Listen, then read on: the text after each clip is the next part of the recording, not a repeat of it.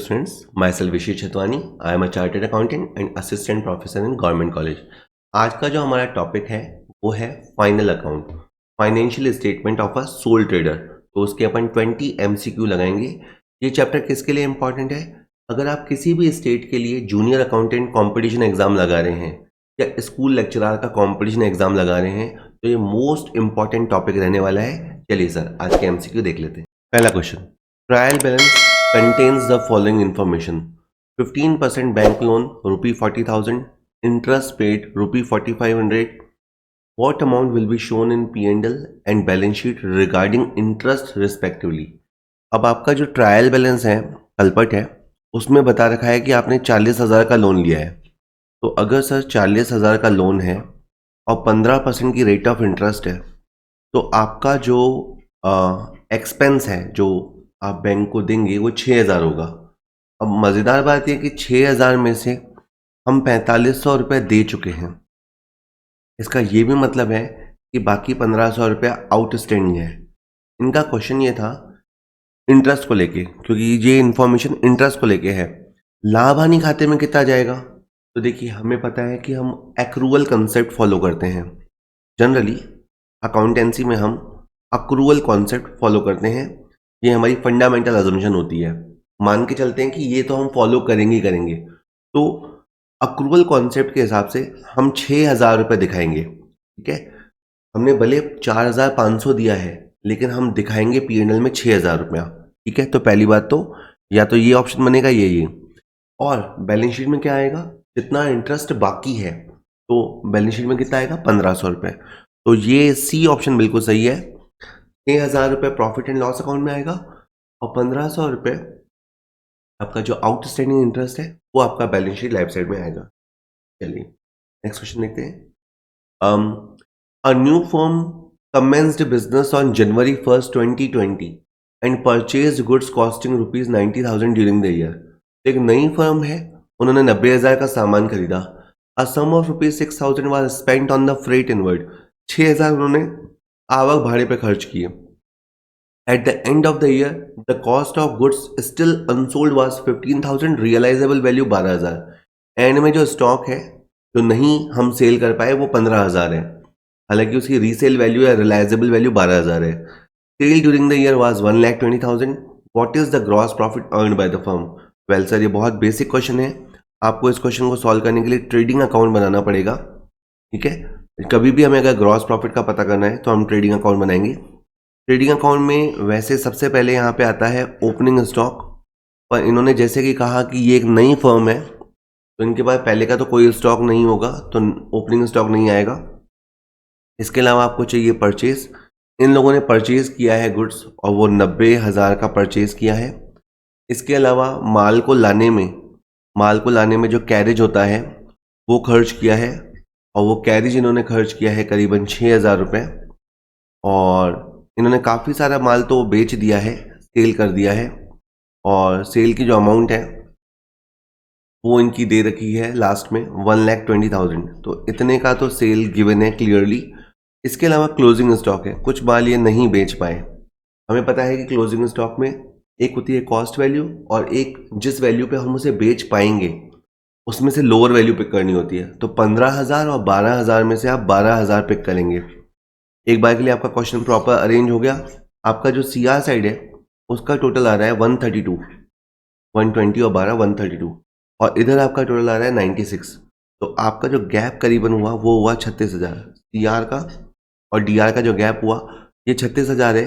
ये 36,000 gross profit है trading करके मतलब खरीद कर और बेच कर जो हमने गैप कमाया है वो है 36,000 रुपये. ठीक है सर, क्वेश्चन बहुत आसान से लिए हैं मैंने आज की वीडियो में. तो आप क्वेश्चन को मैं यही कहूँगा स्क्रीन रोकिए, स्क्रीन रोक के खुद सॉल्व कीजिए, और बाय द वे नहीं समझ में आए तो आप देख लीजिए. चलिए सर और करेंगे question third. If closing stock appears in trial balance then it will be appearing in trading account, balance sheet, profit and loss account, trading account and balance sheet. well देखिए सर दो तरह के question होते हैं. जैसे आप यूँ समझिए कि ये आपका एक होता है ट्रायल बैलेंस. ठीक है सर, और ट्रायल बैलेंस में एज यू नो DR और CR साइड होते हैं. ठीक है, और इसके नीचे कुछ इन्फॉर्मेशन होते हैं. तो कभी कभी तो क्लोजिंग स्टॉक यहाँ आपको दिखाई देता है, जनरली वो क्लोजिंग स्टॉक आपको बाहर दिखाई देता है। इन दैट केस आप उसे ट्रेडिंग में भी दिखाते और उसे बैलेंस शीट में भी दिखाते। ट्रेडिंग के सीआर में भी आता एज वेल एज वो बैलेंस शीट के असेट साइड में भी आता।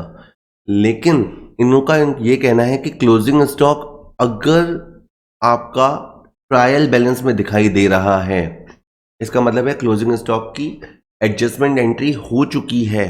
अगर ये सिचुएशन है तो फिर ये केवल और केवल आपकी असेट साइड में जाएगा, केवल और केवल बैलेंस शीट में रिफ्लेक्ट होगा, दो जगह रिफ्लेक्ट नहीं होगा।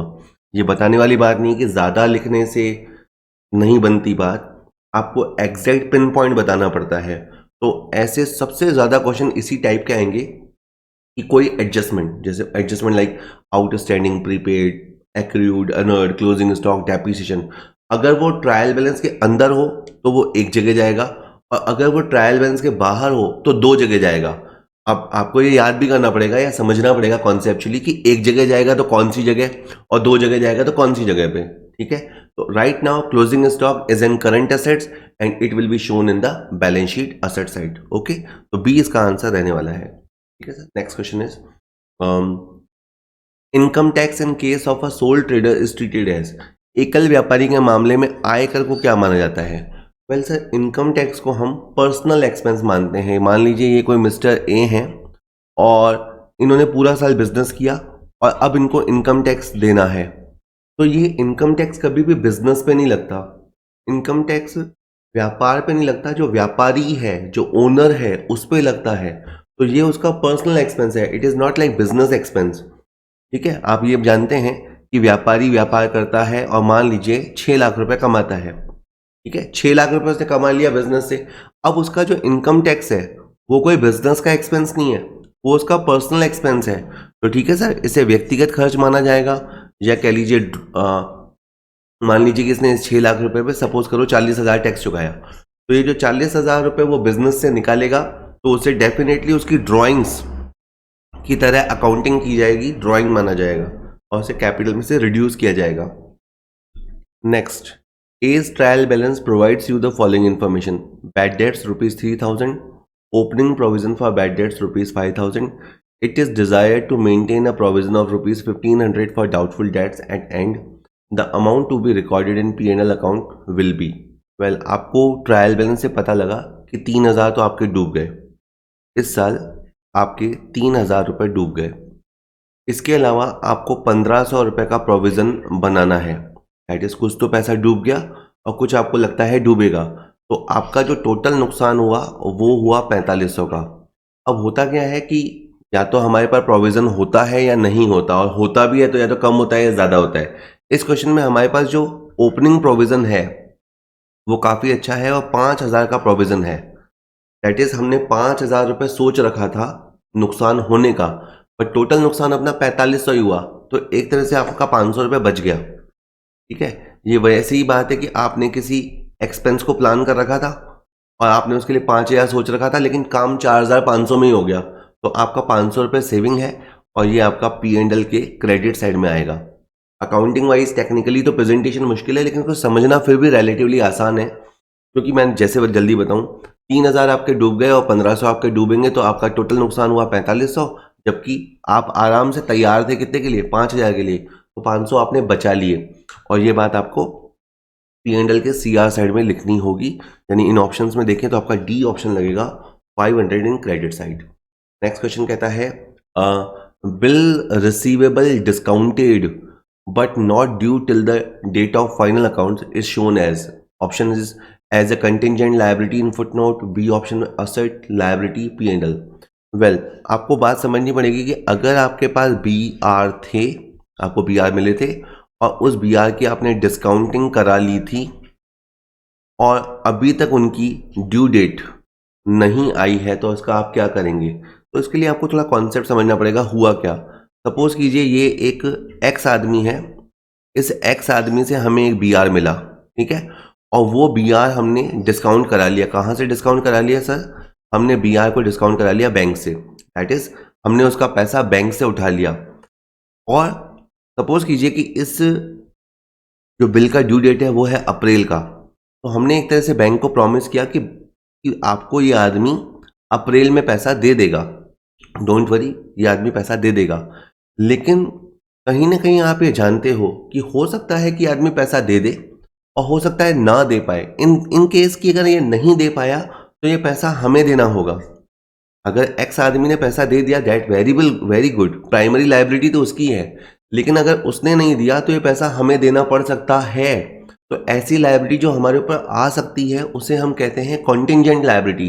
कंटिंजेंट लायबिलिटी, इसके बहुत सारे नाम हैं, आकस्मिक दायित्व, संदिग्ध दायित्व, संयोगिक दायित्व, तो ये सब इसी के नाम है सर। तो और ऐसे लायबिलिटी को अपन बैलेंस शीट में नहीं दिखाते, बैलेंस शीट के नीचे दिखाते हैं as a foot note. Hindi में होता है पद टिप्पणी, पद टिप्पणी के रूप में अपन इसे दिखाते हैं। तो इसका आंसर ए रहने वाला है। और देखें तो closing stock is valued at cost value और net realisable value, market value, whichever is less because of going concern concept, accrual concept, prudence concept या कंसिस्टेंसी कॉन्सेप्ट। तो ये कुछ चीज़ें ऐसी होती है सर अकाउंट्स में जो मस्ट नो होती है। मस्ट नो होती है मतलब आपको पता होनी चाहिए। अगर आप अकाउंटिंग की दुनिया के हैं तो आपको पता होनी चाहिए। उसमें से ये एक बात है कि एंड में जो आपके पास स्टॉक बचता है, जब व्यापार का वर्ष का अंत होता है तो कुछ स्टॉक हमारे पास बच जाता है। तो एक हमारे पास उसका होता है खरीदने का भाव। जैसे सपोज करो कुछ गुड्स है जो मैंने 80,000 पे खरीदा था और वो मेरे पास रह गया, तो ये तो है उसकी कॉस्ट प्राइस। और मैं जब उसे बेचने निकलूंगा तो मान लेते हैं कि मुझे 85,000 मिलेगा, लेकिन ऐसा भी है कि 7,000 खर्च हो जाएगा। तो इसका मतलब है कि जो मैं नेट वसूल कर पाऊंगा वो 78 वसूल कर पाऊंगा। यानी मार्केट वैल्यू और एनआरवी में भी थोड़ा डिफरेंस होता है। नेट रियलाइजेबल वैल्यू का मतलब होता है जितना अपन फाइनली रिसीव कर पाएंगे। तो आपको क्या करना है सर, आपको इनमें से लोअर वैल्यू पिक करनी है। जब भी आप अपने अकाउंट्स फाइनलाइज करेंगे, क्योंकि हमारा अंतिम खाते वाला टॉपिक चल रहा है, तो जब हम अपने अकाउंट्स फाइनलाइज करेंगे तो आपको कॉस्ट वैल्यू और एनआरवी वैल्यू में से लोअर वैल्यू को पिक करना है। लेकिन क्वेश्चन ये पूछता है कि आपको ऐसा क्यों करना है। तो ऐसा हम करते हैं प्रूडेंस की वजह से। हमारा प्रूडेंस का जो कॉन्सेप्ट है, प्रूडेंस का मतलब है विवेक, बुद्धि, या कंजर्वेटिज्म कॉन्सेप्ट भी कहते हैं। उसमें ये कॉन्सेप्ट हमें कहता है कि जब तक प्रॉफिट हो नहीं जाता तब तक आप उसे रिकॉर्ड मत करो। ठीक है, फॉर एग्जांपल इस माल की अगर एनआरवी 88 होती, सपोज करो 88 होती, तो भी अपन 80 और 88 में से 80 को पिक करते हैं। कहने का मतलब है वो माल 88 में सेल हो सकता है, तो भी हम उसे 88 पे नहीं दिखाएंगे जब तक वो सेल हो नहीं जाता। तो जो प्रूडेंस का कॉन्सेप्ट है उसकी वजह से हम स्टॉक को लोअर वैल्यू पे दिखाते हैं। और इसके लिए या तो ये टर्म आएगी प्रूडेंस, या इसके लिए कंजर्वेटिज्म टर्म भी आ सकता है, और हिंदी में इसके लिए विवेक या रूढ़िवादिता शब्द आएगा। ठीक है, नेक्स्ट क्वेश्चन इज 1 अक्टूबर 2019 को 30 सितंबर 2020 तक एक वर्ष के लिए भुगतान किया गया किराया 2,400 था, और 1 अक्टूबर 2020 को 30 सितंबर 2021 तक के लिए भुगतान किया गया किराया 3200 रुपये था। 31 दिसंबर 2020 को समाप्त वर्ष के लिए लाभ हानि खाते में दिखाया गया किराया होगा। वेल सर, ये काफ़ी लंबा क्वेश्चन है लेकिन ये टाइम लाइन वाला क्वेश्चन है। मैं आपको समझाता हूँ। देखिए, आपकी कहानी शुरू होती है 1 अक्टूबर 19 को, ठीक है, और उस दिन क्या हुआ सर, उस दिन आपने किराया समझी पे किया 2,400 रुपये, और यहाँ आपने जो किराया पे किया वो किया आपने 30 सितंबर 20 तक के लिए। ठीक है, ऑन दैट डे या उसके अगले दिन आपने फिर से किराया चुकाया, और आपने जो अब किराया चुकाया है वो है आपका 3200 रुपये, और यहाँ आपने किराया चुकाया है 30 सितंबर 21 तक के लिए। अब इस क्वेश्चन में समझने वाली बात है कि हम कहाँ बिलोंग करते हैं, हम इस वाले सर्किल में बिलोंग करते हैं या इस वाले सर्किल में बिलोंग करते हैं। तो क्वेश्चन ने हमें कहा है कि हमारा वर्ष दिसंबर में ख़त्म हो रहा है। मज़ेदार बात देखिए, हमारा क्वेश्चन दिसंबर में ख़त्म हो रहा है, इसका मतलब हमारा क्वेश्चन जनवरी में स्टार्ट हुआ होगा। तो हमें जो किराया लेना है इस क्वेश्चन के कॉन्टेक्स्ट में, हमें जो किराया लेना है वो जनवरी 20 से लगाकर दिसंबर 20 तक का किराया लेना है। तो हमें ये वाले मंथ पिक करने हैं। यानी स्टार्टिंग के क्वेश्चन को आप देखिए तो आपको अक्टूबर, नवंबर और दिसंबर, आपको ये मंथ पिक नहीं करने हैं। आपको क्योंकि पिक करने हैं कहाँ से, जनवरी 20 से, ठीक है। तो ये अगर जो 12 महीने का सीन है, ये वाला 12 महीने का सीन है, इसमें से आपको 3 महीने पिक नहीं करने, तो आपको 9 महीने तो ये वाले पिक करने हैं, 9 महीने तो ये वाले पिक करने हैं। और इसके बाद यहाँ से आपको अक्टूबर, नवंबर और दिसंबर पिक करने हैं, यहाँ से आपको 3 महीने पिक करने हैं। अगर इसे आप पूरा लॉजिकली समझें तो पहले रेंट की रेट कम थी, बाद में रेंट की रेट ज़्यादा हो गई। हमारे जो 12 महीने हैं, 12 महीने हैं, उसमें से क्वेश्चन के हिसाब से 9 महीने तो आ रहे हैं पुरानी रेट में और 3 महीने आ रहे हैं आपकी नई वाली रेट में, ठीक है। तो इसका अगर आप निकालेंगे करीबन ये आपका 3/4 हो गया, तो ये हो गया आपका 1800 रुपये, और ये आपका 1/4 हो गया, तो ये करीबन हो गया 800 रुपये। तो आपके जो प्रॉफिट एंड लॉस में जाएगा वो जाएगा 2600 रुपये, 1800 रुपये ये, 800 रुपये ये, 2600 रुपये। तो आराम से आप मैथमेटिकल कैलकुलेशन कीजिएगा। कुछ क्वेश्चन तो अभी तक ऐसे भी आए हैं जिसके लिए प्योर कॉमर्स का होने की भी ज़रूरत नहीं है, कम से कम इसे तो आप मैथ्स का क्वेश्चन भी मान सकते हैं। तो आपके प्रॉफिट एंड लॉस में डी आर साइड में 2600 रुपये जाएगा, तो इसका आंसर डी रहने वाला है। 9th question, indirect expenses are transferred to trading account, profit and loss account, balance sheet या trading account balance sheet. Well, question को सॉल्व करने के लिए बस आपको ये पता होना चाहिए कि इनडायरेक्ट एक्सपेंसेस क्या होते हैं। तो देखिए, अगर ये हमारी दुकान है, ये हमारी शॉप है, तो कुछ एक्सपेंसेस तो ऐसे होते हैं जो गुड्स को दुकान तक लाने में लगते हैं, और कुछ एक्सपेंसेस फिर उसे सेल करने में लगते हैं। दैट इज, पहले माल को दुकान तक लाया जाता है और फिर उसे सेल किया जाता है। तो जो गुड्स को लाने में खर्चा होता है वो होता है डायरेक्ट एक्सपेंसेस, ठीक है। और फिर बाद में जो गुड्स को सेल करने में या ऑफिस चलाने में जो खर्चा होता है वो होता है आपका इनडायरेक्ट एक्सपेंसेस। इस क्वेश्चन ने हमसे इनके बारे में पूछा, इनडायरेक्ट एक्सपेंसेस के बारे में। तो ये आइटम P&L की है, प्रॉफिट एंड लॉस अकाउंट में जाती है, तो इसका आंसर बी रहने वाला है। डायरेक्ट एक्सपेंसेस गुड्स को लाने में होते हैं, इनडायरेक्ट एक्सपेंसेस उसके बाद में होते हैं। ये वाले एक्सपेंसेस आपके जाते हैं ट्रेडिंग के अंदर, और इनडायरेक्ट एक्सपेंसेस आपके जाते हैं प्रॉफिट एंड लॉस के अंदर, ठीक है सर। चलिए next is, outstanding income is a liability and asset, a revenue and expense. Well, outstanding word का मतलब होता है बाकी, और क्या बाकी है, इनकम बाकी है। इनकम बाकी है का मतलब क्या है कि हमने कोई काम कर लिया, हमने उस इनकम को कमा लिया, पर वो बाकी है, दैट इज मिलना बाकी है, मिल नहीं पाई। तो इसका क्या मतलब है, मिलेगी। मिलेगी का मतलब क्या होगा, इनफ्लो होगा, पैसा आएगा, तो ये आपकी असेट है, ठीक है। तो चीजें जुड़ी हुई है। आउटस्टैंडिंग वर्ड से जनरली बच्चा शायद जिनकी अच्छी तैयारी नहीं होती तो वो सोचते हैं कि आउटस्टैंडिंग मतलब आउटस्टैंडिंग एक्सपेंस, नहीं, इस क्वेश्चन में लिखा है आउटस्टैंडिंग इनकम। तो इसीलिए आपको समझना पड़ेगा आउटस्टैंडिंग का सिंपली मतलब होता है बाकी, या एक और वर्ड होता है बकाया, ठीक है, जो बाकी चल रहा है। तो क्या बाकी चल रहा है, इनकम का मिलना बाकी चल रहा है, तो वो हमें मिलेगा, और उसका जो सेंस होता है, नेचर होता है, वो असेट का नेचर होता है, ठीक है सर। चलिए next is, what is the effect of over valuing closing stock on the current years profit. ये कह रहे हैं कि आपके पास मान लीजिए कि क्लोजिंग स्टॉक है तो 70,000 का, ठीक है, कहानी से समझाता हूँ, लेकिन इन्होंने इसे 90,000 पे दिखाया। तो ये क्लोजिंग स्टॉक हमारे पास ही होता है, हम ही उसे काउंट करते हैं। अब हमने इंटेंशनली, दैट इज जानबूझ के या गलती से उसे ज़्यादा पे काउंट कर लिया, इस ज़्यादा से काउंट करने को बोलते हैं ओवर वैल्यूएशन। क्वेश्चन ये है कि ओवर वैल्यूएशन से क्या होगा, तो डेफिनेटली आपका प्रॉफिट बढ़ जाएगा, क्योंकि अगर आप ट्रेडिंग अकाउंट की रचना देखेंगे तो ट्रेडिंग अकाउंट की रचना में इस तरफ ओपनिंग स्टॉक और परचेज होता है, और इस तरफ आपका सेल और क्लोजिंग स्टॉक होता है। तो अगर आप क्लोजिंग स्टॉक को बढ़ा दोगे, अगर आप अपनी CR सेट को बढ़ा दोगे, जिसे टेक्निकली बोलते हैं इन्फ्लेट करना, अगर आप अपनी CR सेट को इन्फ्लेट करोगे तो डेफिनेटली आपका ये जो ग्रॉस प्रॉफिट है वो बढ़ जाएगा। क्वेश्चन के ऑप्शन क्या है, decrease in the gross profit and net profit, ये गलत है। Increase in the gross profit but decrease in the net profit, ये भी गलत है। Decrease in the gross profit and increase net profit, ये भी गलत है। और increase in the gross profit, ये सही है सर, डी आंसर सही है इसमें। एक्चुअली क्या होगा, ये जो क्लोजिंग स्टॉक का आप ओवर वैल्यूएशन करेंगे ना, पहले इससे आपका ग्रॉस प्रॉफिट बढ़ जाएगा, और इसके बाद ग्रॉस प्रॉफिट ही आगे जाता है। तो ये शुरू से ही गलत चल रहा है, तो बाद में आपके नेट प्रॉफिट को भी डिस्टर्ब करेगा, और नेट प्रॉफिट को भी इंक्रीज्ड अमाउंट पे दिखाएगा। तो डी इसका आंसर बिल्कुल सही है, पहले आपका सकल लाभ बढ़ेगा, आगे जाके आपका शुद्ध लाभ बढ़ेगा इस गलती से, ठीक है। वैसे उसका एक साइड इफेक्ट अगले साल पे भी होगा, बट वो क्वेश्चन ने पूछा नहीं था। 12वां क्वेश्चन है, goods destroyed by fire costing 50,000 and insurance company admitted 60% claim, this adjustment will be entered in trading account, profit and loss account, balance sheet की ट्रेडिंग P&L बैलेंस शीट सब में।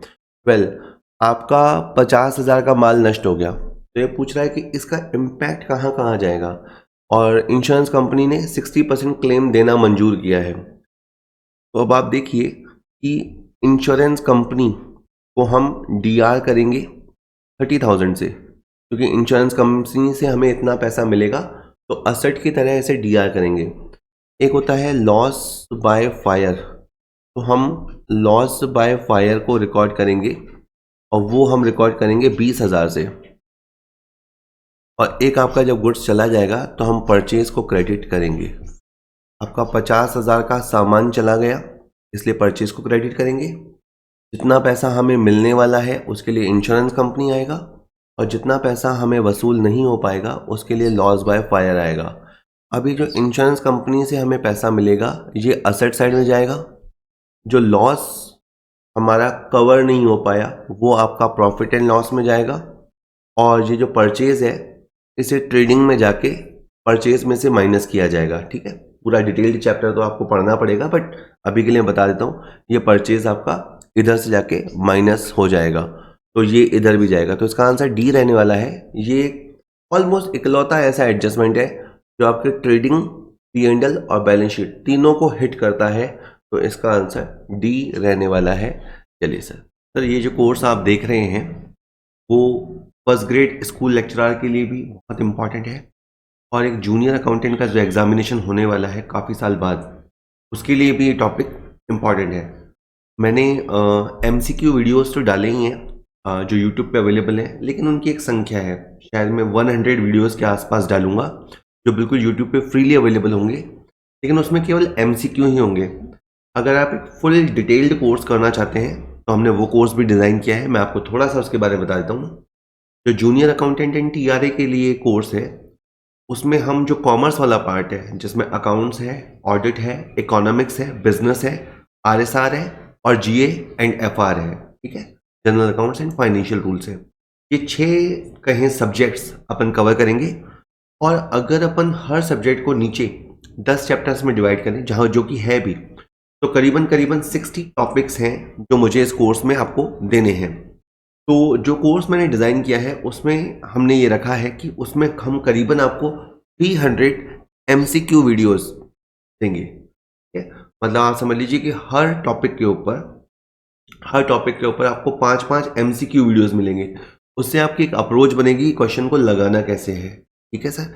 इसके अलावा जो कॉन्सेप्चुअल वीडियोस होते हैं कि वो चैप्टर क्या है, क्यों है, उसकी जो भी नोट्स, ट्रू फॉल्स, डिफरेंसेस, जितने भी इंपॉर्टेंट चीज़ें हो सकती है वो सारे हम थ्योरी वीडियोस में कवर करेंगे, वो भी आपको इस कोर्स में मिलेंगे।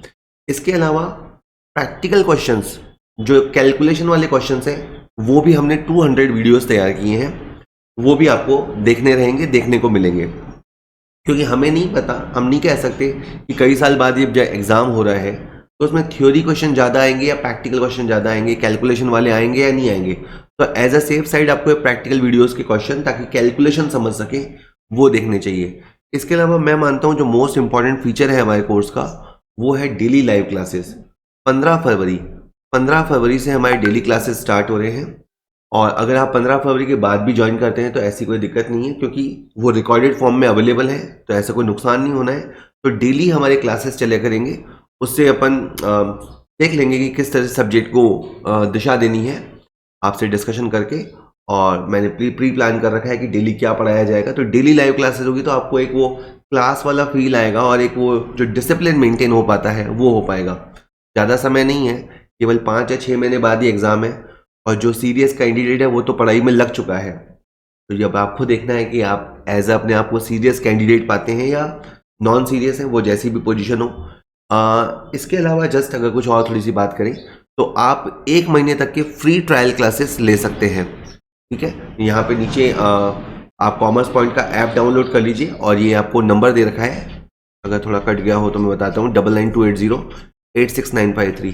आप इस नंबर पर व्हाट्सएप करके जिस भी कोर्स के लिए आप जा रहे हैं, फर्स्ट ग्रेड के लिए या जूनियर अकाउंटेंट के लिए, तो आप वो टाइप करके भेज सकते हैं। हम 1 महीने के आपको फ्री ट्रायल क्लासेस देंगे ताकि आप देख सकेंगे किस तरह से पढ़ाई कराई जाएगी। और फिर अगर आप कन्विंस होते हैं तो आप कोर्स बाय कर सकते हैं, जो कि बहुत नॉमिनल रेट पे अवेलेबल है, बट आप कन्विंस होने के बाद ही कीजिएगा।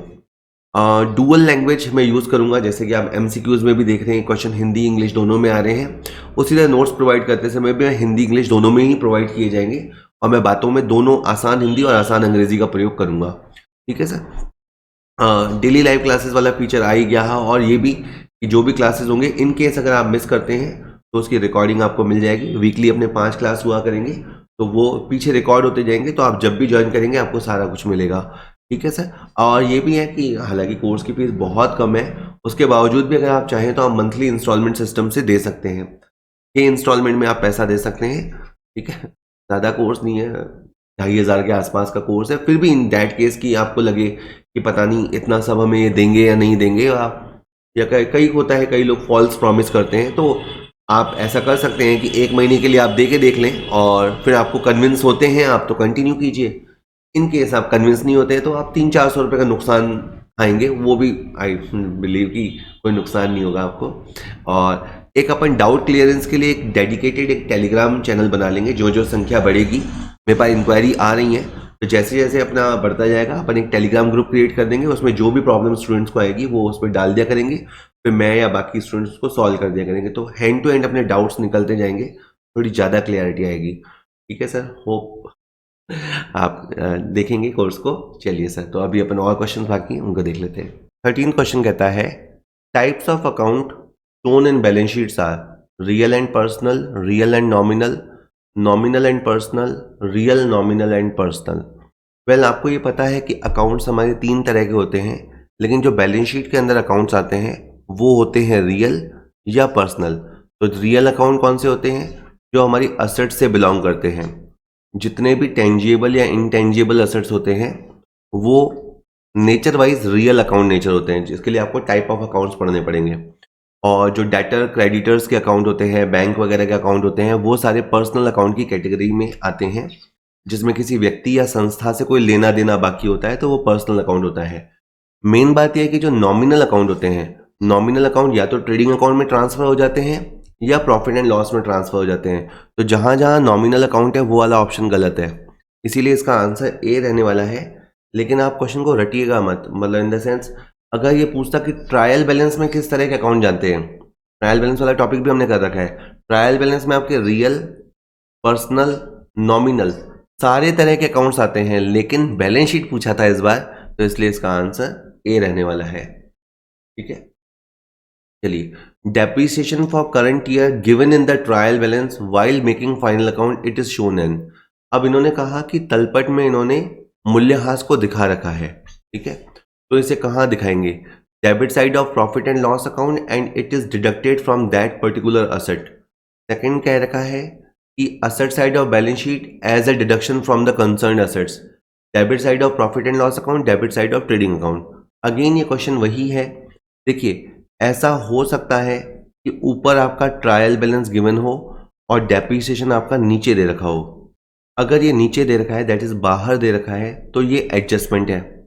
और अगर ये एडजस्टमेंट है तो इसका 2 जगह इम्पैक्ट होगा, इसे माइनस भी किया जाएगा और इसे प्रॉफिट एंड लॉस में दिखाया भी जाएगा। लेकिन अगर ये बाहर है तो क्वेश्चन ने क्या कहा? डेप्रिसिएशन जो करंट ईयर का है given in the trial balance, इन्होंने डेप्रिसिएशन को यहां दिया है। यहां देने का मतलब यह है कि इसकी एडजस्टमेंट एंट्री हो चुकी है। इसका जो भी एडजस्टमेंट एंट्री होती है, लेजर पोस्टिंग होती है, वो सब हो चुका है। अब ये पूछ रहा है कि अब डेप्रिसिएशन को आप कहाँ दिखाओगे? तो सर, अब आप डेप्रिसिएशन को केवल और केवल only and only profit and loss में दिखाओगे। डेप्रिसिएशन उनकी एक तरह का लॉस है, एक तरह का एक्सपेंस है। हमारी असेट में घिसावट होती है, के मूल्य में कमी आती है, तो ये प्रॉफिट एंड लॉस के अंदर आएगा। तो इसका आंसर सी रहेगा सर, लाभ हानि खाते का नाम्य पक्ष। इसीलिए मैंने कहा ये वाले क्वेश्चन आप जरूर तैयार करना कि कोई एडजस्टमेंट बाहर हो तो उसके क्या इम्पैक्ट होंगे, और अगर वो अंदर हो तो उसके क्या इम्पैक्ट होंगे। ठीक है सर, चलिए, next is net profit before the following adjustment rupees 180,000, outstanding salary ₹10,000, prepaid insurance 13,000, calculate the profit after adjustment. Well, इस क्वेश्चन को दो तरीके से आप समझ सकते हैं। पहली बात तो समझिए कि आपका नेट प्रॉफिट किसी ने 180,000 निकाल लिया, फिर आपको ध्यान आया कि यार हमने एडजस्टमेंट तो किए नहीं। अब मैं आपको कॉन्सेप्चुअली बताता हूँ। आउटस्टैंडिंग सैलरी का जो खर्चा है वो आपके सैलरी को प्लस करता है। सैलरी का खर्चा अगर प्लस होगा तो आपका प्रॉफिट माइनस होगा। और प्रीपेड इंश्योरेंस जो है वो आपके इंश्योरेंस के एक्सपेंस को कम करता है, और एक्सपेंस को कम करेगा तो आपका प्रॉफिट बढ़ेगा। ठीक है, तो ये बढ़ेगा, तो अल्टीमेटली आपका आंसर हो जाएगा 183,000। दैट इज एडजस्टमेंट करने से पहले आपका प्रॉफिट 180 था, गिवन है, और अगर हम एडजस्टमेंट को कंसीडर करें तो हमारा प्रॉफिट 183,000 आएगा।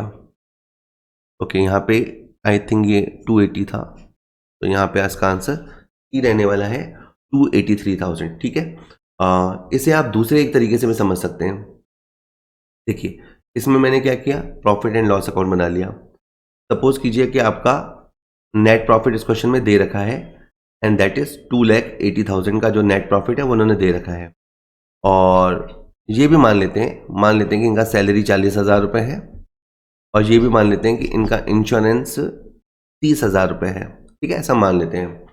और यहाँ पे इनका जो रिजल्ट है वो करीबन इन्होंने 3,50,000 दे रखा होगा। ये मैंने सब फिगर इमेजिनरी लिए। अब क्या होगा सर, जैसे ही आप आउटस्टैंडिंग सैलरी के बारे में सोचोगे तो आउटस्टैंडिंग सैलरी प्लस होता है, तो जैसे ही आपका ये खर्चा प्लस होगा तो ये 40 की जगह आ जाएगा 50। ठीक है, और जैसे ही आप प्रीपेड के बारे में सोचोगे तो ये होता है माइनस, और प्रीपेड के माइनस होते ही ये हो जाएगा 17,000। ठीक है, तो अब आप वापस से निकालिए, इस 3.5 लाख में से अगर आप इन दोनों आइटमों को हटाएंगे यू विल गेट 283,000। तो आप इसे प्रैक्टिकल अप्रोच से भी कर सकते हैं, और बेटर तो ये रहेगा कि आप कॉन्सेप्चुअली सोचें कि आउटस्टैंडिंग सैलरी आपके एक्सपेंस को बढ़ाता है, प्रॉफिट को कम करेगा। प्रीपेड इंश्योरेंस आपके एक्सपेंस को कम करता है, आपके प्रॉफिट को बढ़ाएगा। 16वां, balance sheet is prepared to know financial performance, financial position, liability position, asset position. बहुत ही आसान क्वेश्चन, अगर आपने थोड़ी सी भी ध्यान से स्टडी करी है तो बैलेंस शीट आपकी बताता है फाइनेंशियल पोजीशन। परफॉर्मेंस का मतलब होता है कि हमारा प्रदर्शन कैसा चल रहा है, तो ट्रेडिंग और P&L से हमारा प्रदर्शन पता चल रहा है कि हमारा बिजनेस अच्छा परफॉर्म कर रहा है या नहीं। लेकिन हम कहाँ खड़े हैं, हमारी फाइनेंशियल स्थिति क्या है, उसको डिपिक्ट करती है हमारी बैलेंस शीट। तो चिट्ठा हमारी वित्तीय स्थिति को दिखाता है, और सी और डी भी सही है लेकिन बैलेंस शीट दोनों को दिखा देती है, तो इसलिए वित्तीय स्थिति करना ज़्यादा सही वर्ड है। ठीक है sir, next is general manager gets 10% commission on net profit after charging such commission. Okay, तो ये मैनेजर कमीशन वाला पॉइंट है। Gross profit 80,000 and the general expenses other than manager's commission are ₹14,000। Net profit after manager's commission will be. Okay, तो ये थोड़ा सा tricky question है, वैसे भी मुश्किल है और आखिर में जाके घुमाया भी है। देखिए सर, आपको क्या करना पड़ेगा, इसके लिए आप ये समझिए कि आपने अपना प्रॉफिट एंड लॉस अकाउंट बनाया। ठीक है, प्रॉफिट एंड लॉस के अंदर सबसे पहले आप अपना ग्रॉस प्रॉफिट दिखाते हैं। ठीक है, तो आपका ग्रॉस प्रॉफिट दे रखा है 80,000, ये दिखा दिया। इधर आपके जनरल एक्सपेंसेस दे रखे हैं, जो भी P&L से रिलेटेड एक्सपेंस होते हैं वो दे रखे हैं, और वो है आपके 14,000 रुपये। अब 80 में से 14,000 हटाते हैं तो यहाँ आपका आता है 66,000। अब 66,000 राइट नाउ क्या है, ये है आपका नेट प्रॉफिट, लेकिन ये है नेट प्रॉफिट बिफोर कमीशन। ठीक है, अब यहाँ पे थोड़ा टेबल समझते हैं। एक होता है आपका नेट प्रॉफिट बिफोर कमीशन, और एक आपका थोड़ी देर बाद आ जाएगा नेट प्रॉफिट आफ्टर कमीशन, और इसके बीच में क्या रहती है, कमीशन। कमीशन कितनी है क्वेश्चन के हिसाब से, 10% है। यानी अभी हमें क्या पता है, अभी हमें 66,000 का पता है कि बेसिकली हमने 66,000 कमाया। अब कमीशन दो तरह से काउंट होती है डिपेंडिंग ऑन द लैंग्वेज, या तो 10% काउंट होती है इस पे, दैट इज बिफोर वाले फिगर पे, या 10% काउंट होती है इस वाले फिगर पे, दैट इज आफ्टर वाले फिगर पे। इस क्वेश्चन में लिखा है कि जनरल मैनेजर को मिलता है 10% commission on the net profit after वाली कमीशन पे, तो दैट इज इसका जो कमीशन आपको काउंट करना है वो आपको इस वैल्यू पे काउंट करना है, और ये वैल्यू समझो एक तरह से एक्स वैल्यू है, आपको इस वैल्यू के बारे में नहीं पता है। तो इसका ट्रिक ये है कि हम 66,000 लिखेंगे इंटू 10/110 करेंगे, है ना। 10% सिंपल ना निकाल के 10/110 निकालेंगे तो इसका कमीशन आएगा 6000। जनरली होता क्या है कि स्टूडेंट मैनेजर्स कमीशन में इतना खो जाता है कि जैसे ही 6000 आंसर आएगा वो फिर आपसे टिक कर देगा ए आंसर। मे बी आप तो होशियार बच्चे हैं बट अधिकतर ऐसा कर देते हैं। लेकिन क्वेश्चन ने क्या पूछा, प्रबंधक के कमीशन के बाद का शुद्ध लाभ कितना होगा।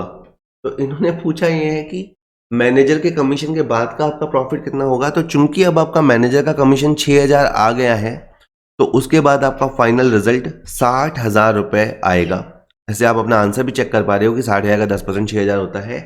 क्वेश्चन में ध्यान से देखना कि क्या मांगा है। ठीक है, मैंने कहा कि कैलकुलेशन में इतना मत खो जाना, कमीशन की कैलकुलेशन ऐसे ही होती है और 6000 आंसर इस क्वेश्चन का आएगा भी। लेकिन क्वेश्चन ने कमीशन नहीं पूछा था, इसने पूछा था कमीशन के बाद का शुद्ध लाभ कितना होगा, तो बी होगा। है ना। तो कई बार क्या होता है, जस्ट इसलिए दिया ये क्वेश्चन कि कई बार सिली मिस्टेक्स हो जाती है, हमारा आता हुआ क्वेश्चन गलत हो जाता है, देन फिर बाद में पछतावा तो पूछो मत। अगर आप थोड़े नंबर से रह गए, भगवान नहीं करे, तो इतना पछतावा होता है जिसकी हद नहीं। तो इसलिए सर जस्ट बताने के लिए, तो इसका आंसर बी रहने वाला है। ठीक है, अगला क्वेश्चन है, wages and salary account is shown in trading account, profit and loss account, balance sheet, trading and balance sheet. ठीक है सर, दो टर्म होती हैं, एक होती है वेजेस एंड सैलरी और एक होती है सैलरी एंड वेजेस। ठीक है, तो अगर वेजेस पहले वर्ड आया तो ये ट्रेडिंग में जाएगा, यानी इस क्वेश्चन का जो आंसर है वो ए है। और बाय द वे अगर सैलरी एंड वेजेस वर्ड आया तो वो आपका पी एंड एल में आएगा। ठीक है, इसका मतलब ये है, इसका जनरली वैसे मतलब ये होता है कि वेजेस एंड सैलरी का मतलब ये होता है कि हमने वेजेस ज़्यादा दी है और सैलरी थोड़ी सी दी है।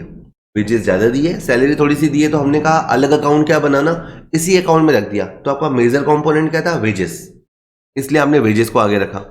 और अगर आपने मान लीजिए अधिकतर सैलरी दी है और थोड़ी बहुत वेजेस दी है, तो आपका मेजर कंपोनेंट क्या है, सैलरी, तो फिर आप जाएंगे पी एंड एल के अंदर। ठीक है, तो आसान सी क्वेश्चन है पर पता होना चाहिए। तो ए इसका आंसर है, व्यापार खाते में, ट्रेडिंग अकाउंट में। Next is trading account is prepare to know. चलिए, इतना आसान क्वेश्चन तो आ जाए तो मजा ही आ जाए। ग्रॉस प्रॉफिट और लॉस, नेट प्रॉफिट और लॉस, बैलेंस ऑफ कैपिटल या फाइनेंशियल पोजीशन। तो ट्रेडिंग अकाउंट बनाया जाता है अपने ग्रॉस प्रॉफिट या ग्रॉस लॉस को जानने के लिए कि आपने सकल आधार पे, ठीक है, सकल तौर पे कितना कमाया। ठीक है, इसे एक हिंदी सिस्टम होता है उसके अंदर बोलते हैं कच्चा लाभ। कच्चे तौर पे आपने कितना लाभ कमाया या कितनी आपको हानि हुई, उसको जानने के लिए हम ट्रेडिंग अकाउंट बनाते हैं, ग्रॉस प्रॉफिट। ठीक है सर, इसके बाद एक लास्ट क्वेश्चन आ रही है, balance of provision for doubtful debts 1250, bad debts during the year 300, provision for doubtful debts is required at the rate 5% on debtors of ₹20,000, provision for doubtful debts debited और credited to profit and loss account will be. Well, एक question ऐसा पहले भी आया था PBD के regarding, वापस मैं कॉन्सेप्चुअली समझा देता हूँ। 300 रुपये तो आपका डूब गया, इस साल आपका बैड डेट्स 300 रुपये हुआ, और आपके जो डेटर्स हैं उसमें से 5% का मिलना डाउटफुल है, यानी आपका जो डेटर्स है वो है 20,000 और उनसे 5% रकम आपकी डूब सकती है, ऐसा आपको लग रहा है। तो आपको जो नया प्रोविजन चाहिए वो चाहिए 1000 का, 20,000 का 5%। तो आपका जो टोटल नुकसान हुआ, जो हो चुका या होने वाला है, वो 1300 रुपये का है। जबकि आपके पास जो प्रोविजन है, प्रोविजन मतलब जो बंदोबस्त है, वो प्रोविजन है आपके पास 1250 रुपये का। ठीक है, इस क्वेश्चन में आपका प्रोविजन थोड़ा सा कम रह गया, दैट इज आपका जो नुकसान हुआ वो है 1300 और आपका जो बंदोबस्त था वो था 1250। तो जो शॉर्टफॉल है, जो कमी है, जो 50 रुपये की कमी है, वो प्रॉफिट एंड लॉस अकाउंट से पूरी की जाएगी और इसे डेबिट के तौर पे दिखाया जाएगा। इस बार पैसा बचा नहीं है, इस बार सेविंग नहीं हुआ है, इस बार पैसा हमारा थोड़ा सा कम रह गया है, तो इसे हम पी&एल से कवर करेंगे। पी&एल के डीआर साइड में आएगा, इसमें सारे ऑप्शन देखेंगे तो ए ऑप्शन बिल्कुल ठीक है, 50 रुपीज़ से डेबिट होगा। ओके, ठीक है सर, तो ये आज का वीडियो समाप्त होता है। होप वीडियो आपके लिए यूज़फुल रहा होगा, अगर है तो वीडियो को लाइक कीजिए, चैनल को सब्सक्राइब कर लीजिए। मैं बहुत सारे ऐसे पेपर्स अभी और बनाऊंगा जिसमें एमसीक्यू क्वेश्चन आपको सीखने को मिलेंगे। ठीक है सर, और वीडियो को अपने दोस्तों के साथ शेयर कीजिएगा। Thank you very much.